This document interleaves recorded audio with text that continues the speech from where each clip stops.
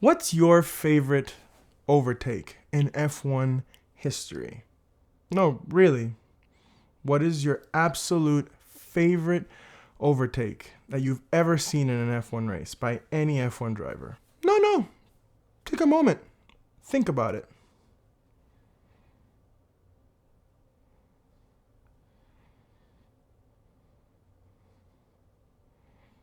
You got it? I'll be challenging you to do something for me at the end of this video, so make sure to stick around. It's a little challenge and I think you're gonna enjoy it. Like always, remember to like, subscribe, and even click the notification bell so that you know when new content by me is coming out.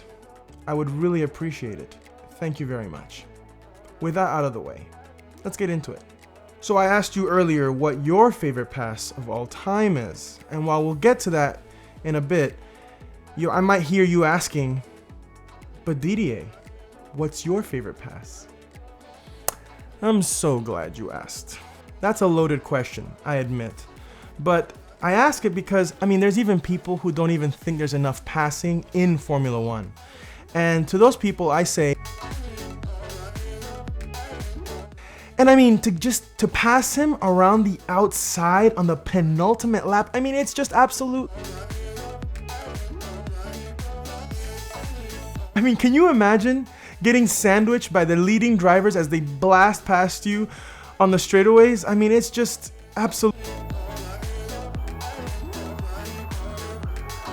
And then he had the testicular fortitude to go around the outside. Absolutely incredible stuff. I've never. He would go on to finish second, but my goodness. Boy, mate.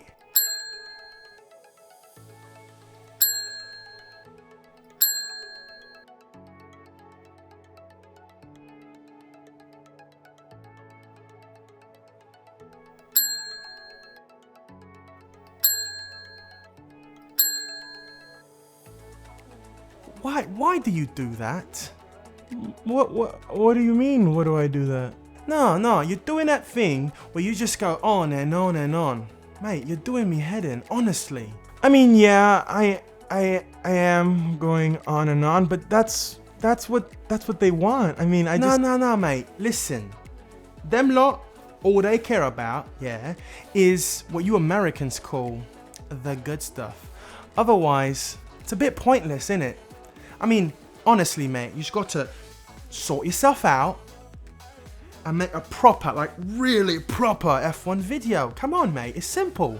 Sort myself out. Otherwise, the video is what? Pointless, innit? It's quite simple, really. 2 + 2 is 4, -1, that's 3 quick maths. Do you know what I mean? Nah, I don't really know what you mean, but I think I know where I'm gonna go with this. Yeah. Okay, right. So, my favorite pass of all time, and what I think is the greatest pass of all time. It must have been in the early 2000s. Due to the proliferation of the internet, people were posting compilation videos of all kinds of stuff, and as a young and impressionable teen, I looked up best F1 passes. I had some in mind, but I had never seen this one before because, well, you'll see in a second. Usually these kinds of maneuvers end up in a collision or an off-track excursion or a spin costing you your first F1 podium. Due to the slow and twisty nature of this track that we're going to be talking about as part of this pass, it's not common to really see a lot of passing here. In the modern era, the drag reduction system, DRS for short, has really aided in the passing, at least in the front straight, but it's not a reliable track that's gonna put out bangers every season for entertainment and action. It's just not something that happens. The year is 1986. 86 was a great year. I was born, and a young guy named Ayrton Senna was really getting people's attention in Formula One.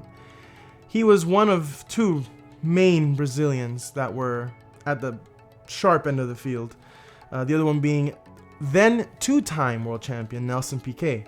Many of you have heard the name Ayrton Senna, and like most would be tempted to believe that this story is somehow related to the mercurial talents of such a singular driver as he was.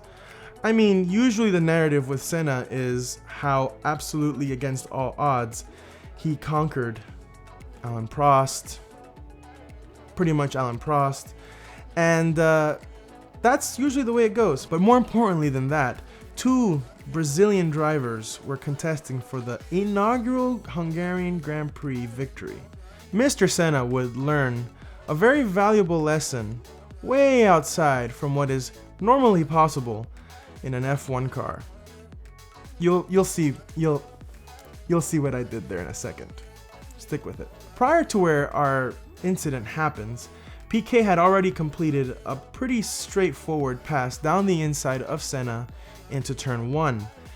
Piquet 1, Senna 0. He drove away for a little bit, but due to differing strategies, round lap 50, Senna found himself ahead of Piquet.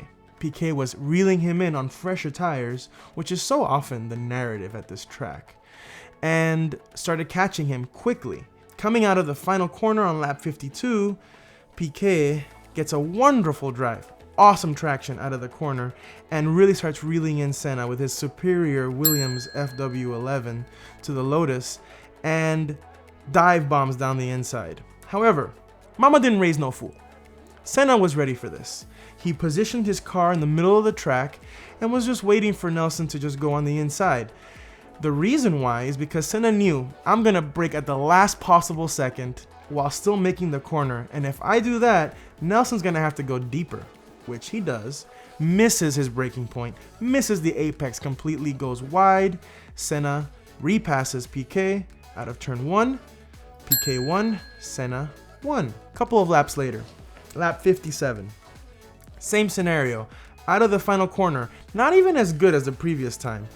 Piquet gets a decent run out of the corner, and Senna knows he's gonna go down the inside.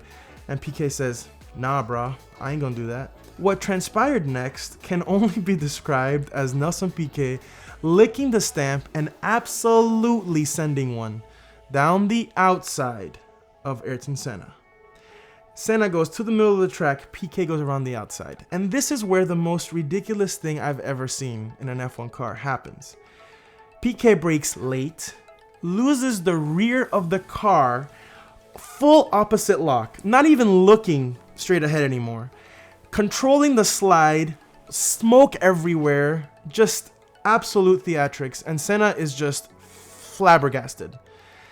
You can't see it through the helmet, but I can imagine Senna is in the inside of the car, freaked out. Piquet manages somehow to make the corner just wide of the apex, but with Senna behind him. Now you tell me, watch that again. Run that again.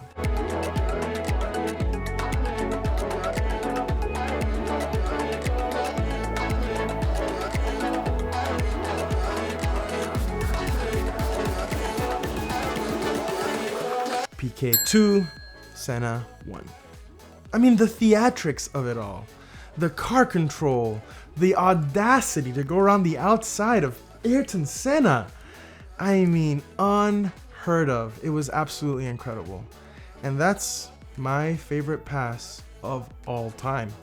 Piquet would go on to win the race with Senna finishing second, but cemented into the legend of Piquet forever is that brilliant pass. Earlier, I asked you to tell me what your favorite F1 pass of all time was. If you're a seasoned fan of F1, you probably already have one in mind.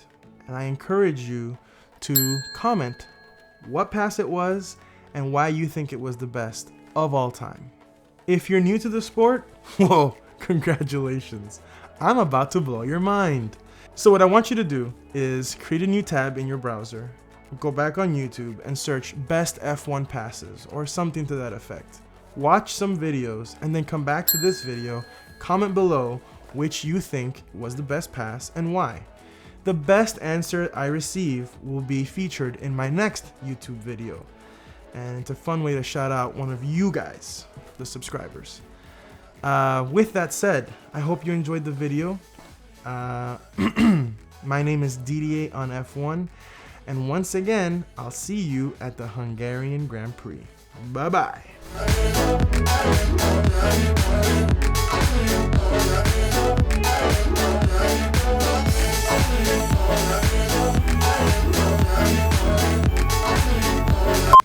Nah, mate, listen. Them lot. The good stuff. The good stuff. The good stuff. The good stuff. Go on, son. Go on.